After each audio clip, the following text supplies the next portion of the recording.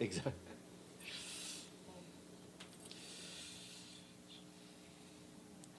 Great, good afternoon, and welcome again. We're delighted to be joined live and in person by Stefania Giannini, who is the Assistant Director General of UNESCO in charge of education, and she is here as today is the International Day of Education. Please, welcome. Don't worry, Yeah. yeah. Working? Yeah, that's right, yeah. Yeah, thank you. Good afternoon, everybody. And yes, we are just coming from celebrating the 5th International Day for Education. And this year, the Director General of UNESCO, Andrea Zoulet, decided to dedicate this International Day to girls and women in Afghanistan, who have been, as everybody knows, deprived of their right to education.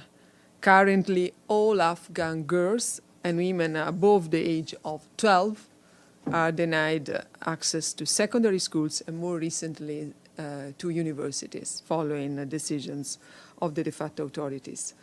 So a few words about the state of the art and which kind of measure can be taken, and open to questions.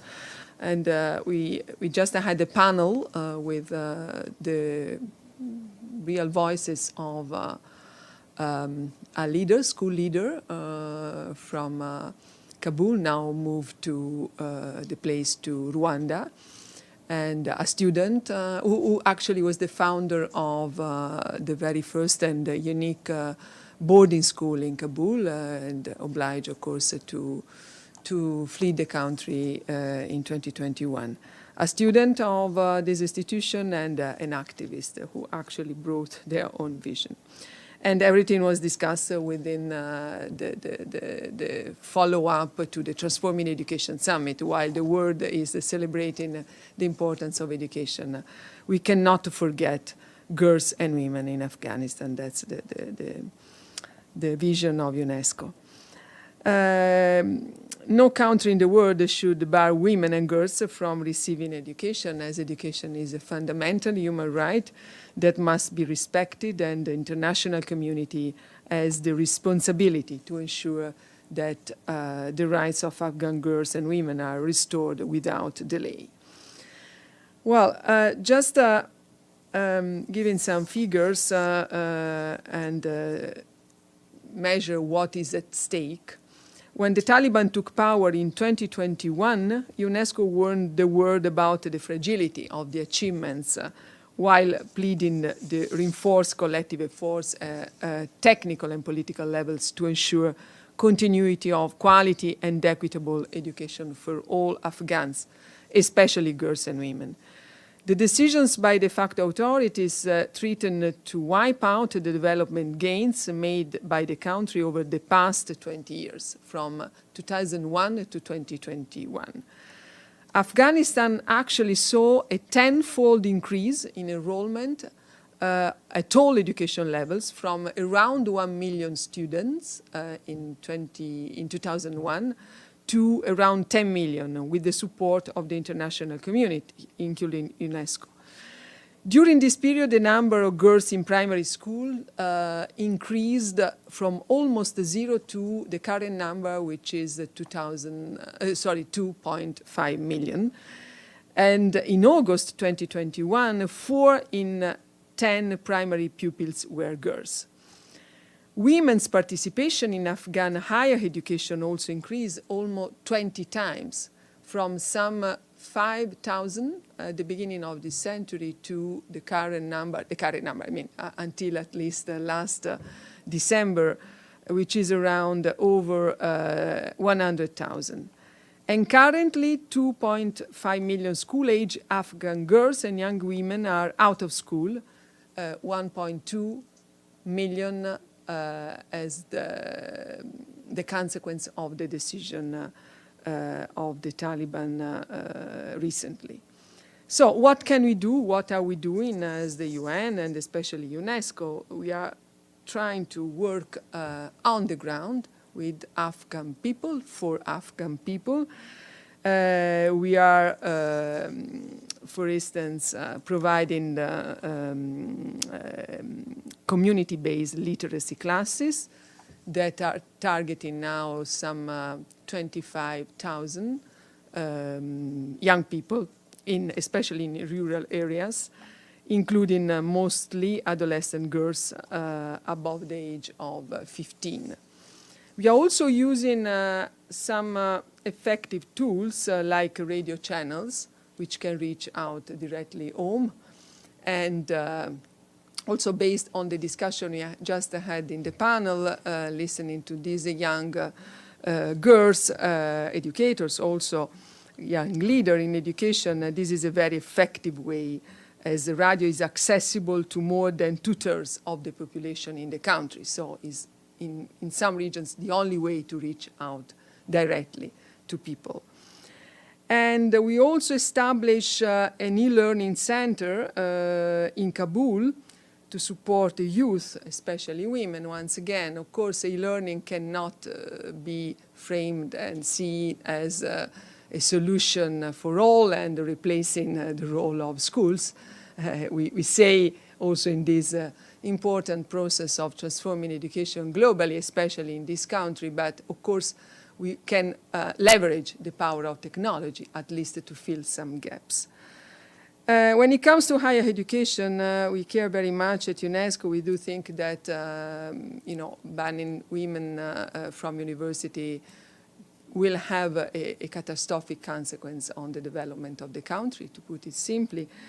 We are now mobilizing partners to provide some feasible solutions like scholarships in neighboring countries, which of course are not a long-term solution, but still at least can fill the gap in the coming months and years.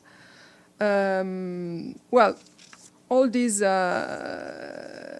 once again, because we think that the international community has a responsibility to take this country as a priority still, not forget that is the only country in the world where women and girls don't receive any education above primary school, and this is simply unacceptable. I think I can stop here. Perfect. Stefania. Thank you, and we'll have some questions. Valeria, please, Rebecca. Thank you, Steph. Thank you so much on behalf of ANCA for this press conference. Valeria Robecco from ANSA News Agency. I want to ask you about another complicated situation. Ukraine, we are 1 month away from 1 year anniversary from the start of the war. Which is the state of the education for girls and children in Ukraine right now? It has been better, worse compared to the beginning of the conflict. Thank you so much. Well, I can take immediately. Thank you. So, of course, it's a totally different context, but still a very challenging country, as we all know, where, for other reasons, a war running the right to education is not for all immediately available. The government, that's of course the main important difference to take into account, was since the beginning of the war very much taking the leadership and the ownership of the education system through especially digital learning. We were, as UNESCO, we are through the cluster, the UN cluster on the ground, discussing with the Minister Sergei Scarlett. I remember the very first meeting on Zoom, of course, on the 13th March last year. And he asked clearly two important contributions from UNESCO that we are providing the country with. First, the devices in order to reach teachers, teachers who are on the move and teachers who are displaced in the country, and make them available for providing their teaching. And through a partnership with Google, we provided last year 3 steps, some 50,000 devices for teachers. But the second important part of the work we are doing, still in cooperation with the Ukrainian government, is the social emotional support, because there is, of course, still a situation of conflict, and learners and the entire education community is very much traumatized, and it's not easy to make a continuity of learning, despite schools are in some regions of the country open, or the classroom provided through digital learning. So on this important part of the work, we already develop, UNESCO as a tradition in teachers training, especially on the social-emotional part, and we are cooperating with other partners, Global Partnership for Education. They are just finalizing a special window for Ukraine. So there are a lot of also financial contribution for that country. I mean, there is a huge risk of brain drain, because, as you know, 5 million refugees are already in the move. They are affecting neighboring countries. So it's very much important to support the government to keep through also classes in Ukrainian language, which is not easy to find available already in neighboring countries, and to support this strong ownership, which is already well established, in my opinion. Of course, education is the right education is very much at risk whenever there is a conflict, wherever there is a huge crisis. But it's a very different landscape, and I think that concrete solutions like those I mentioned, and of course other partners are doing the same on the ground, can help, I think. Thank you. Ephraim? Thanks, Stefan. Thanks, Ms. Giannini. Two questions on Afghanistan. The first one concerning your community-based literacy classes. Is that being done in a safe environment, or are you running risk of being, I don't know, arrested by the de facto authorities? Do girls feel safe to be in those classes in an environment where they're banned from learning? How is that happening logistically? And the second question on the scholarships in neighboring countries. Which countries? Is it Pakistan, Iran? Like, what are some of these main countries? And is it easy, again, for an Afghan young girl to leave the country to go study abroad? Sure, thank you. Well, community-based literacy classes have been developed since many years from UNESCO, as we are running the huge literacy program since many years, and it was necessary to reach out in rural zones to something which was not the formal education channel. Today, the situation is very much different, as we know. And yeah, I would say we have an office in Kabul. We have our colleagues based there, and as much as possible, they're working in safe context. Of course, I didn't receive any alert on this point. But as I heard a little bit the first part of the noon briefing, as Stefan mentioned before, for education as well as many other topics in Afghanistan, it depends very much on the region of the country. So the work we are doing is about also selecting those regions where we can provide these community-based literacy classes as much as possible in a safe context for girls and for those who are the beneficiaries, including also teachers that are part of the project. And the second question, yes, we started to discuss and at university level, because this is a policy that, of course, must include the government, but as the main providers of scholarships are, as we all know, universities, especially in Pakistan, as you mentioned, and other countries in the regions, also India and all this part of the Asian, South Asian subcontinent. the idea of scholarship cannot, in my opinion, cannot, for the next months, we see the situation now, it's evolving, but if will be still at stake, higher education, we have to think and move more creatively and also involve the international community. We are thinking of an alliance of universities, for instance, to make this a huge responsibility, a collective effort to host Afghan girls and women in the coming months, because otherwise, as Shabana, one of these young lady, was talking in the other room in our panel today, the impact on economic development and the social cohesion of the country will be devastating. We already learned from lessons in the 19th, and so I think this is something that can be very much taken into account when you build a policy. So the ambition is to go beyond the region as much as possible, according to the evolution of the situation, of course. Thank you. Yvonne? Thank you very much for this briefing. I'm Yvonne Murray with RTE, the Irish national broadcaster.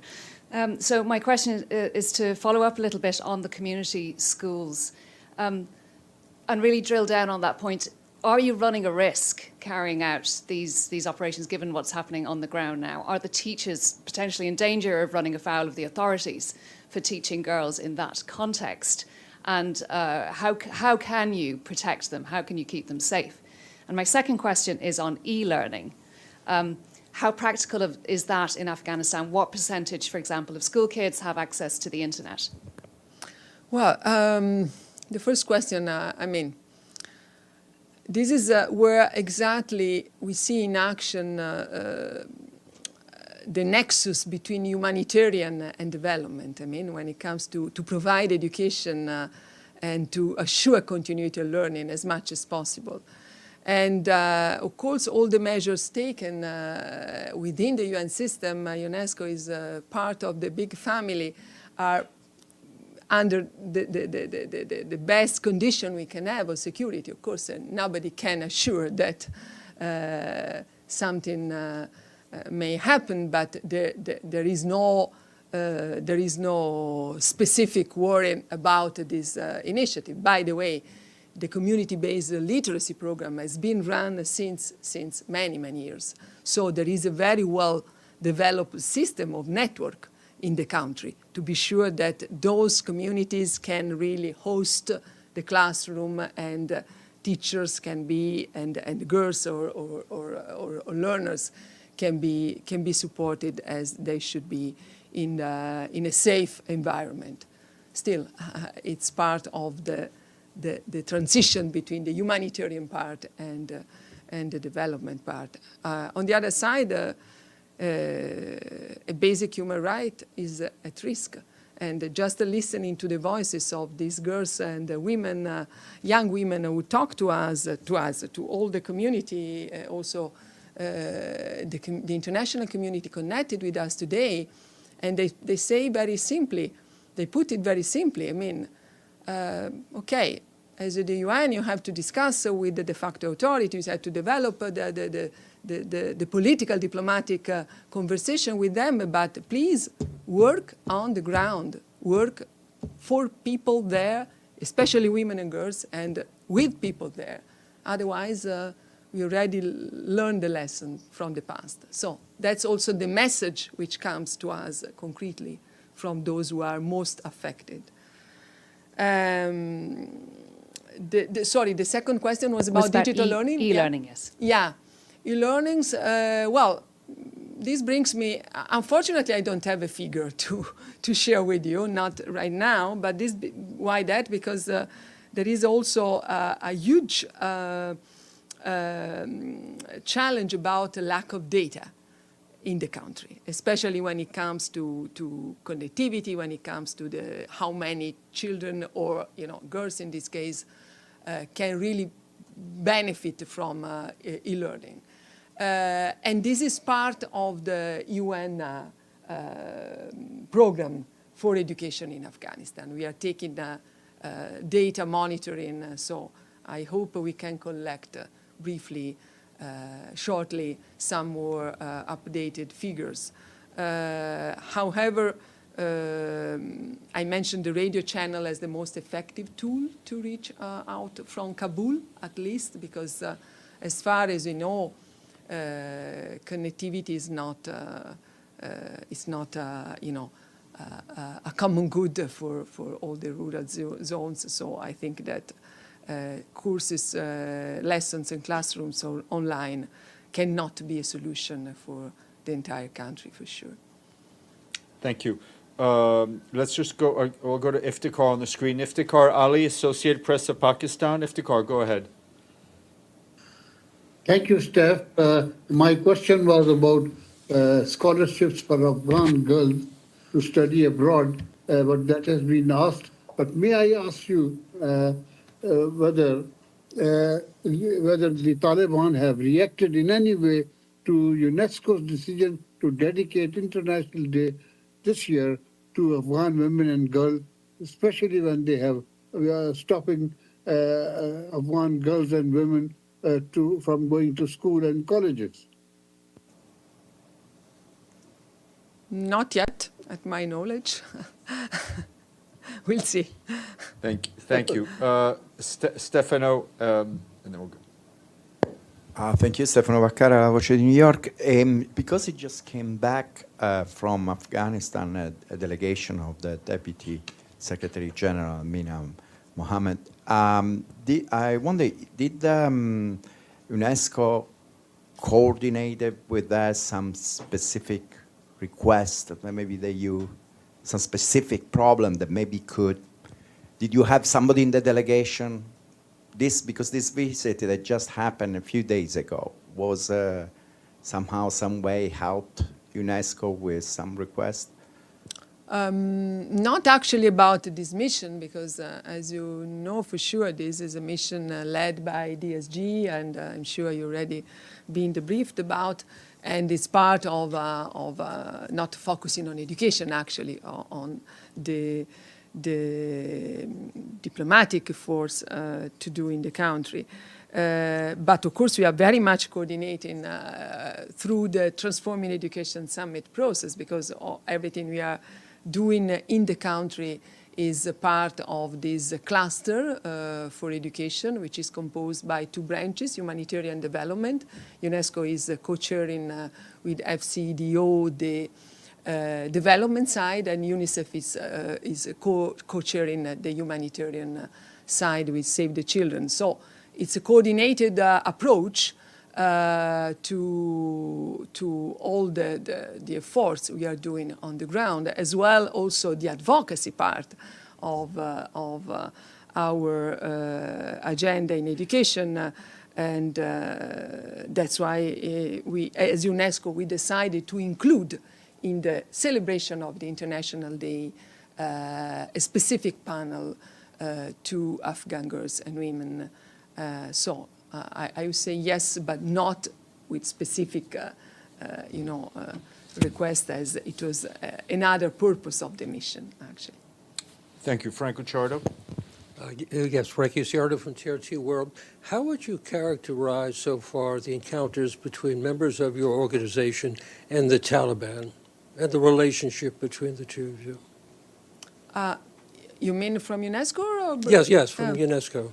We have an office, as I said, the director of the office, through the UN system, is working with the community, with the education community, teachers and everything, and not cooperating. Is the approach of the UN. Of course, we are taking the same approach of the UN with the de facto authorities. How would you characterize so far the relationship between members of UNESCO on the ground and the Taliban? Not the UN in general. What's going on with members of your organization on the ground in Afghanistan, between your members and the Taliban, the encounters? Yeah, no, I mean, it's consistent with the approach of the UN, of course. So working on the ground with Afghan people, and not, of course, cooperating with the government, which is... from the Taliban in your operations? Not actually, because the channels and the initiatives we are taking are about either non-formal education or these solutions that I already explained. They are not moving through the education systems. Would you describe that cooperation in terms of education of women being very cooperative and positive? The Afghan women, you mean? No, yes. Yes, sure. That's why today we just had at three different levels, representative of school leadership, as I mentioned, is the founder and the leader of this boarding school, which is the only one in the country, now displaced in Rwanda, a student and an activist. And all of those women are very much part of the movement for their own country. We'll take two more questions, Miriam, and then then we have to leave it to Paulina. Hi, this is Mariam Ramadi, Afghanistan International. Thank you so much for the briefing. As you heard Shabana's speech today at the World Education Day, she talked about hope, and she also talked about how Afghan women came on the street today to protest for their most basic right. What is your message to those brave Afghan women who are still fighting for their rights under strict Taliban ruling? And also, I have another question regarding Iran from you. As you know, the Islamic Republic of Iran has detained thousands of students in the past 4 months during the anti-government protests in Iran. Most of them are high school girls who were protesting for most basic human rights, and now instead of being in school and college, they are locked up in prison. What is UNESCO's stand on this matter? I heard first question or statement more than a question, I would say. I was listening very carefully, and we are very much, all of us, touched and moved by Shabana and other girls and women today. Yeah, they talk the language of truth, I think. They spoke the language of truth, and they described their frustrations, their fear for the future, but also hope. I do agree. So my message was there, I repeat here, not giving up is important for them. We stand on their side, and that's why we are doing as much as possible all our collective efforts and taking our responsibility, not stopping our advocacy work. I didn't mention, but we reach out through our campaign in the country, 20 million women and girls recently, in order to raise up the issue of the right to education and the importance to move and to be brave for that. And a second message to all partners we discussed today is to work concretely on the ground and to provide solutions, because the risk is really to lose another generation of women and girls in a country which doesn't need to have such a future. And the second question? It was about I remember very well. Well, my answer is whenever the right to education is at stake, of course we have to raise our hand, and we have to make clear that this is unacceptable. Have you been in touch with the Islamic Republic of Iran leadership about how they detained all these students? Has there been any message sent from UNESCO office to the officials in Iran? Not in my knowledge specifically, but of course when we advocate for the right to education and we stigmatize all the contests in the world. Iran is a case, of course, but we have many other contests where, for some reasons, children and especially girls don't have access to education. I think it's part of the answer. And if I may add that I think in the Secretary General, when he's engaged with Iranian authorities, does it on behalf of the whole UN Sure. system for the Sure. issues that are important to everybody, including UNESCO. Ephraim, and then we'll finish and we'll let Paulina brief. Just one last question. Some countries call for boycotting the Taliban and not talking to them before they implement reforms, especially when it comes to women. And there are others who say, no, we should engage with them.